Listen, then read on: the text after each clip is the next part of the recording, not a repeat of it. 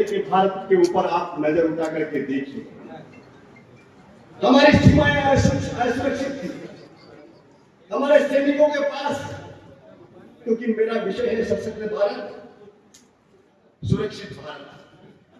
मैं आपके सामने भारत की रक्षा सूत्र से जुड़ी हुई जो उपलब्धियां है, वो तत्कालीन सरकार की जो नाकामियां रही है, उनके बारे में मैं आपके बीच में आज अपनी बात रख रहा हूं। तो साथियों, 2014 से पहले देश की जो स्थिति थी, और 2014 से पहले ही जो देश की आजादी के समय से अगर आप चिंतन मनन करेंगे, मंथन करेंगे, तो आपको लगेगा कांग्रेस के लोगों ने, कांग्रेस के नेतृत्व ने इस देश के साथ कितना पाखंड किया, कितनी कुटिलता के साथ इस देश का बंटवारा करवा दिया। आज के अनादिकाल से शक्तिशाली, समृद्धशाली, वैभवशाली, गौरवशाली इतिहास का धनी हमारा ये भारतवर्ष, बड़े बड़े महापुरुषों, महायोद्धाओं के बलिदान का ये भारत देश, ऐसी कौन सी विपत्ति आ गई थी, ऐसी कौन सी परिस्थिति बन गई थी कि देश की आजादी के साथ साथ हमें हमारी भारत मां के टुकड़े करने पड़े। भारत मां का मुकुट मैंने खतरे में डाल दिया। धारा 370 लगा करके हमसे काटने का उसको प्रयास किया गया। एक लंबा विषय है साथियों, लेकिन जब 2014 से हमारे देश के यशस्वी प्रधानमंत्री नरेंद्र मोदी सत्ता की बागडोर संभाली, तब दुनिया को ये बता दिया कि भारत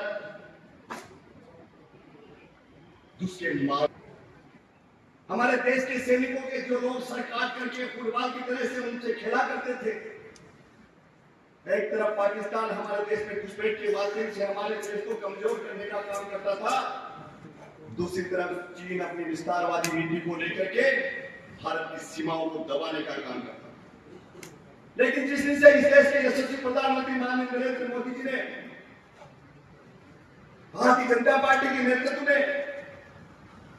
सत्ता का संचालन शुरू किया, उस सीढ़ी दर सीढ़ी नया परिणाम, नया इतिहास, नया कीर्तिमान उनको करते गए। और बंधुओं, सशक्त भारत और सुरक्षित भारत का सपना आज हम साकार होता हुआ देख रहे हैं।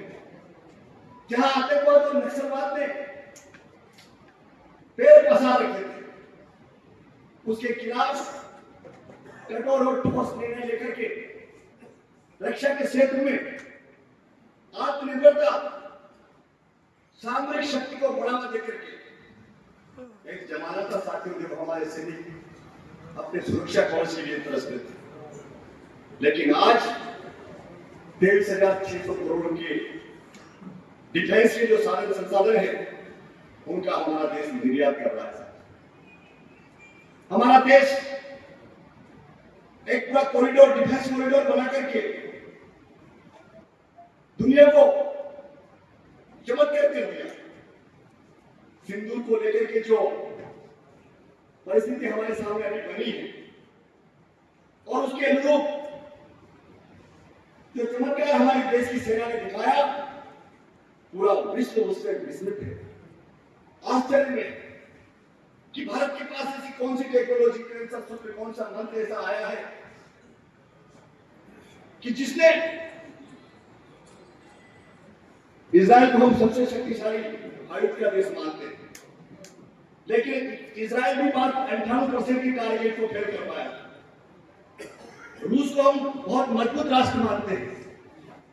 और रूस मात्र 65% ही टारगेट को विफल कर पाया। लेकिन धन्य हमारे देश के यशस्वी प्रधानमंत्री को, हमारे देश की तीनों सेनाओं को, हमारे देश के साधन संसाधनों को निर्माण करने वाले उन वैज्ञानिकों को 100% अचीवमेंट रहा हमारा। 100% हमने दुश्मन की जो मिसाइलें आई, दुश्मन के जो साधन हमारे ऊपर उसने दागे,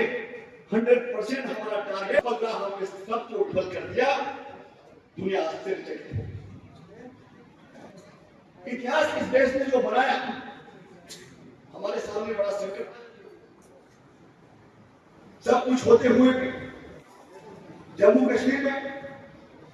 सेना के ऊपर पत्थर मारे जाते थे, सेना अपने हाथ बांध करके मजबूर होकर खड़ी रहती थी। लेकिन जब हमारे सरकार ने, हमारे नेतृत्व ने निर्णय लिया, जमाना कहते थे, लोग कहते थे जम्मू कश्मीर से अगर धारा 370 हट गई खून की नदियां बह गई, ये असंभव है, कोई कर नहीं सकता। लेकिन धन्य उस मां के लाल को जिसने अपने पराक्रम से, अपनी सूझबूझ से, अपनी नीतियों से, अपने निर्धारण से हमारे देश से जो संदेश दिया है, जम्मू कश्मीर से धारा 370 हटा करके 35A हटा करके संपूर्ण रूप से जम्मू कश्मीर का भारत में विलय करके दुनिया को बता दिया जम्मू कश्मीर हमारे लिए कितना महत्वपूर्ण है। हमारे सेनाओं ने, हमारे एनएसए ने जो रणनीति बना करके, और आज जिस प्रकार से जम्मू विकास के ऊपर माननीय मंत्री जी बात रखेंगे, लेकिन सुरक्षा के क्षेत्र में जो चमत्कार आज हमारे देश की सेनाएं कर रही है, जो नवनिर्माण, नई टेक्नोलॉजी के माध्यम से जो साधन संसाधन हमारी सेना ने खड़े किए, चाहे ब्रह्मोस की बात है, चाहे प्रचंड हेलीकॉप्टर की बात है, चाहे राफेल लाकर के उसको उपयोग करने की बात हो, सारे साधन संसाधनों को इतना मजबूत किया है